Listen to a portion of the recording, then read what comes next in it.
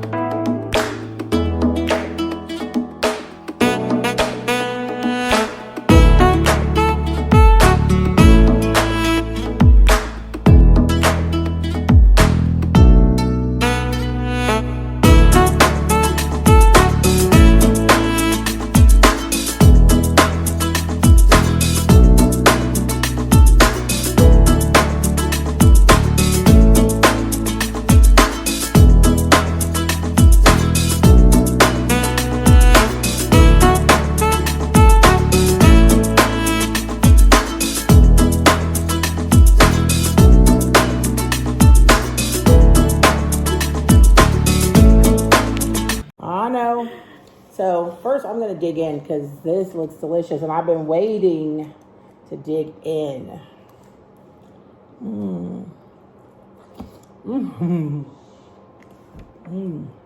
They're good.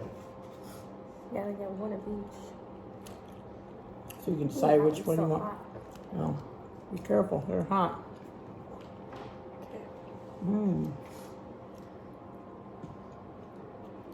This is really good.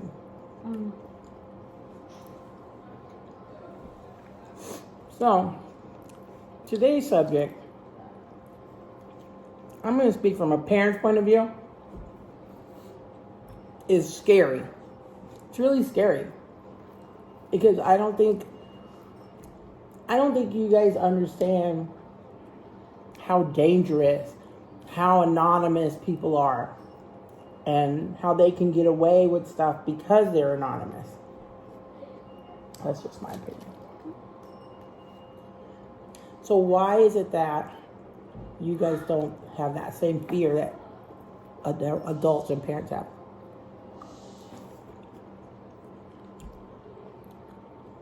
I don't know. I just don't think that it's something that we really think about all of the time. You know? It's one of like those, oh, it couldn't happen to me sort of situations. But it does happen. Like every 6 seconds, there's somebody taken into human trafficking. And it usually starts as an internet connection. It's not like people are rolling around in vans anymore, snatching people off the streets. Granted, that still happens, but people are lured into those situations via social media, internet, dating apps, Snapchat. They lure you into feeling safe and going places where you are vulnerable. Right. Where you can get snatched. You think, oh, I'm going to meet this person here, and you feel like you know them, but you don't really know them.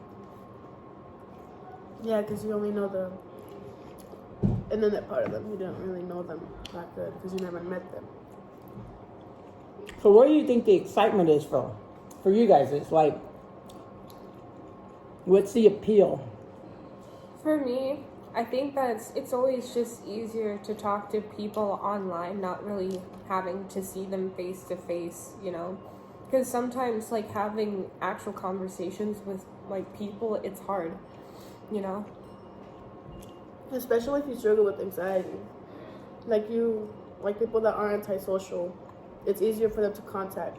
Yeah, with that animosity, just knowing that people don't know who you are, it gives you that sense of comfort, you know? But see, that's where my fear comes in. Because you think people don't know who you are. But in reality, they know more than you think they know. You know what I mean? Like, they've done their research. And it also depends on how much information about yourself you put on the internet. Mm-hmm. I feel like that's another thing that people aren't super cautious of. Because you see that they put all this information about like them, like their age, their school, you know, just in like their bios. You know, you're already giving yourself away, and especially when you're constantly posting your day-to-day life. That's what I mean. The little things that you don't think people are noticing, like your shirt. Oh, Wranglers. Oh, let's look up that. Well, what city is she? Oh, she's in this city because she posted blah, blah, blah. And the Snapchat filter said Avondale or whatever, you know? So now they know what area you generally live in. They know what school you go to. You know what I mean? Like these things that you think, oh, I was just posting a picture, or I was just, they're looking at the background. They're looking at things in the background. And what I want you guys to understand is you don't just put yourself at risk when you expose yourself. You have younger sisters that are also at risk. Because then they see you, oh, she has a younger sister. So maybe this creepy person doesn't want you, but they're going to friend you to get to your sister that doesn't have a Snapchat. Right. You know? So that's what scares parents. Not necessarily, you know. I can't decide which one I like best. I think I like that one the best. These are real savory, but these are good too. Which one do you I like? haven't had one of those. I just had those in my I don't know. I just don't like all the cheese that's on that one. It's a bit much for me. Could you pass me the watermelon? Yes. Thank you. Okay, so of all the social media avenues, Instagram, Snapchat, Facebook, what are the other ones? There's also Twitter that people use. Whoa. Which one do you think? These ones are juicy. The ones with the spinach, yeah, the spinach makes water. Which one do you think is the most dangerous one? Snapchat. I don't know. I feel like Facebook and Snapchat. Especially Facebook. I mean, because you put a lot more information out there on Facebook than you do on Snapchat. Yeah, but I think that people are more cautious with Facebook because they know that the information's there. Whereas Snapchat, a lot of people are in that conception that, oh, it goes away in one day and nobody will ever see it again. And Which you is can also, not like, true. It's go not to- true. You also can go to your map on Snapchat and it tells you where you're at and what time you were there. Yeah.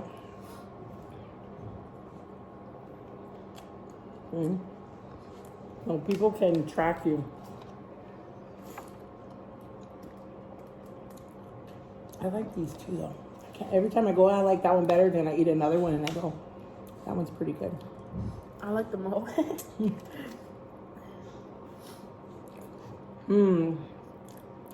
Which So- one's which one? That one's the Italian sausage. So, what do you think? How do you think parents can feel more at ease with their kids? I mean, I think it's unrealistic to tell your kid, "Oh, you can't use this because." I mean, they're gonna sneak into it, or they're gonna lie about it, or you know, they're never gonna. It's like telling someone you can't go outside because you might get hit by a car. Well, they're never gonna learn how to avoid cars, you know. So, what are ways that parents can feel safer or feel that you're being safe when you're using social media? I say like randomly check their phones to see what they're up to, or I don't know. I feel like that wouldn't work because teens have like this whole like that's an invasion of my privacy sort of thing.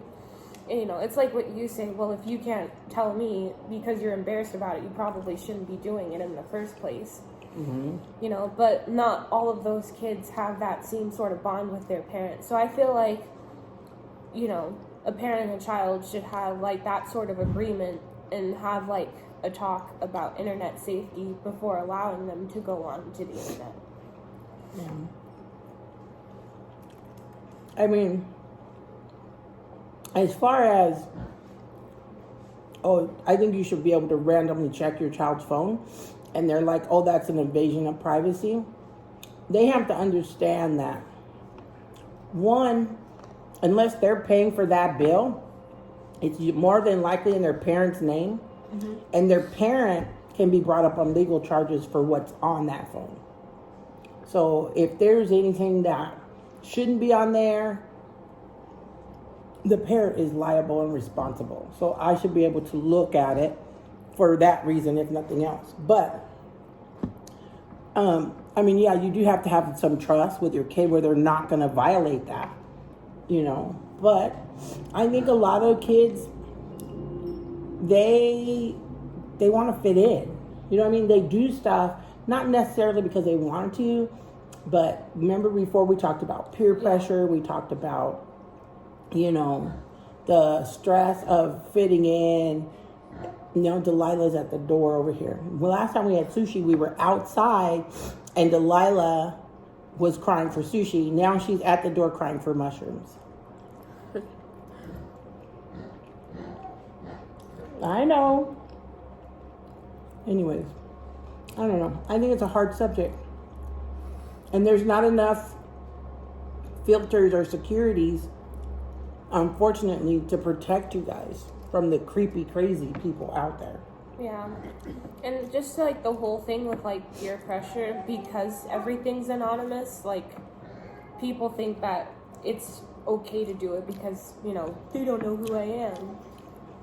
You know, but like you said, those sort of things still come around and get back to you. There you go.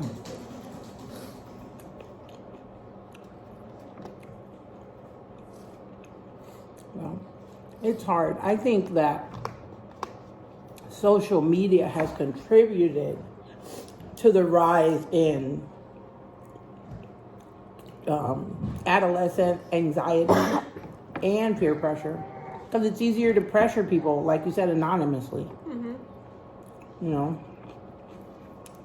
It's easier to bully people anonymously. It's easier to say mean things or put people down because you feel anonymous. Right. Then the other person can't do nothing about it because they don't know who it is. I know, but it affects their self-esteem. Even if they go, oh, I don't care, it hurts their self-esteem.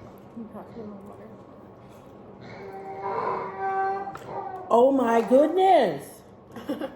Can you guys hear her? She is really like demanding a mushroom.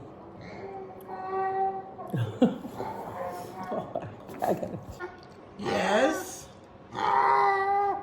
What would you like, Delilah? A mushroom? You smelt the mushroom all the way over to your house and you came to the door to ask for one. OMG. So I have to give her a mushroom. Okay. Is one gonna do ya? Is one mushroom gonna be enough? No? You need another one? One more, that's it. All right. Oh, you decided to come in for this one, so I can't kick you out. Here you go.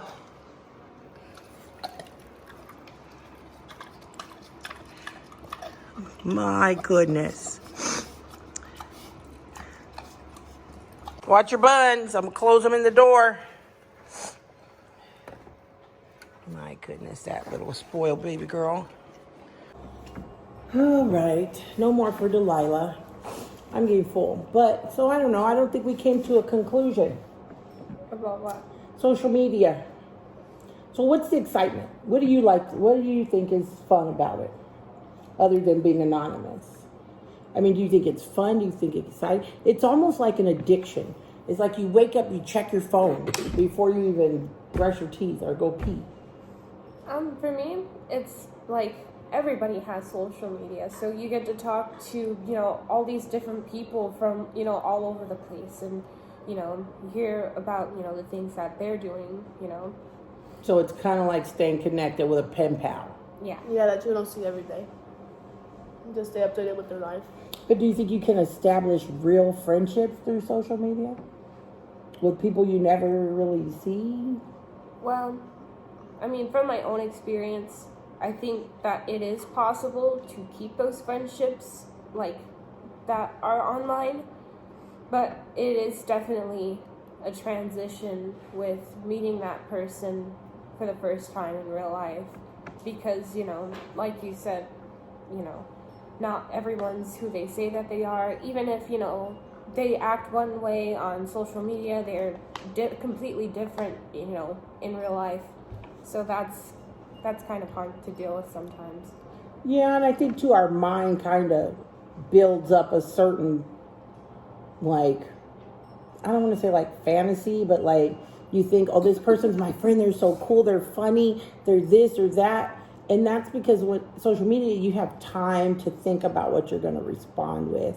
It's not always the same, like, quick response or whatever. Even if you're like IMing, it's still a little bit different. And you kind of build up how funny you think this person is or how witty you think they are. And then when you meet them, you don't always have those same things. But there's some people you never will meet. Maybe they're in another country and you never will meet them. So, I mean, I just think it kind of breaks down the day-to-day, face-to-face communication that we have with people. I mean, even for myself, a lot of times I prefer to text because it's easier and it's convenient, and I could talk to 8 people at one time, and, you know? Yeah. I don't know where our society's going to go with social media, but I don't think we're going to be getting rid of it anytime soon. So I guess we just have to learn to be safe, be careful, right? Mm-hmm. Make sure you have your security filters on, and if somebody doesn't feel safe and you're a minor, report it to your parent. I mean, because once they're in, you can't be like, oh, well, I blocked them and I'm safe. They know your username now. They create fake accounts. People do stuff, you know, create a fake account, friend you again, so they can try and trick you and get back in. So I just say be careful.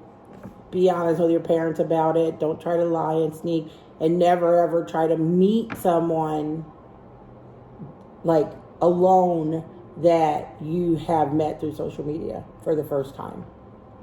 I think that's important. Yeah. All right, guys. Well, I'm full of mushrooms. Delilah's full of mushrooms. And the girls are full of mushrooms. So we'll see you next time. Thanks for watching. Bye.